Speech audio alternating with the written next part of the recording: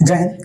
इस वीडियो में हम बात करेंगे regional division division of Himalaya, मतलब भारत का रीजनल डिवीजन किया गया था वो सर सिडनी बुर्राट के द्वारा किया गया था।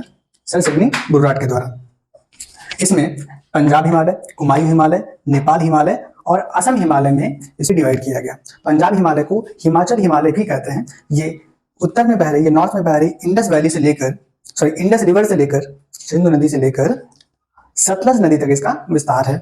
इसकी जो लंबाई है 560 किलोमीटर की है। इसके बाद आता है हमारा कुमायूं हिमालय।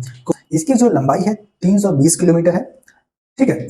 और इसका एक्सपेंशन है सतलज नदी से लेकर काली नदी तक।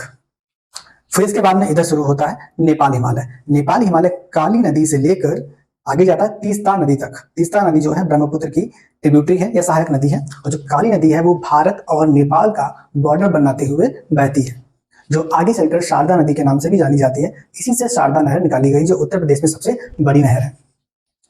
नेपाल हिमालय की जो लंबाई है वो 800 किलोमीटर, मतलब 800 किलोमीटर इसकी लंबाई है, और ये सबसे लंबा पार्ट है रीजनल डिवीजन। फिर इसके बाद लास्ट में आता है असम हिमालय। असम हिमालय की जो लेंथ है, जो लंबाई है, वो 720 किलोमीटर है। कितनी है? 720 किलोमीटर है।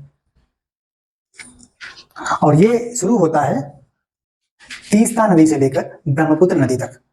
तीस्ता नदी से लेकर ब्रह्मपुत्र नदी तक ये शुरू होता है, मतलब तीस्ता नदी से लेकर ब्रह्मपुत्र नदी तक ये खत्म होता है। उसके बाद में जो हिमालय है, हिमालय की जो रेंजेस हैं वो कुछ इस तरह से मुड़ जाती हैं, और उसी का साउथवर्ड एक्सटेंशन पड़ता है हमारा अंडमान एंड निकोबार आइलैंड्स।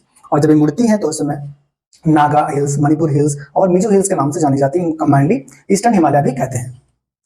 जो असम हिमालय की जो लंबाई है 720 किलोमीटर की है। आई होप आपको ये वीडियो समझ में आया होगा। आगे हम बात करेंगे द ग्रेट नॉर्दर्न प्लेन्स की, तो आगे आने वाले लेक्चर्स को जरूर देखिएगा। हालांकि थोड़ा लंबी हो रहा है क्योंकि मैं एक वीडियो में सारे टॉपिक कवर नहीं कर रहा हूँ। हर वीडियो की, मतलब हर तरह के फिजिकल डिवीजन की मैं सेपरेट वीडियो आपको बना के दे रहा हूँ। अगर आप चाहते हैं कि इसको कंबाइन करके दी जाए तो आप एक कमेंट डालिएगा। अगर कमेंट आपके ठीक ठाक आते हैं तो मैं इन सभी वीडियोस को एक में ही कंबाइन करके आपको प्रोवाइड कर दूंगा, ताकि आपको अलग अलग इनको देखना ना पड़े। हालांकि इन सभी को मैं ज्योग्राफी प्लेलिस्ट नाम की एक प्लेलिस्ट बनाई है, उसी में सारी वीडियो सीक्वेंस से मिल जाएंगी आपको। Thank you.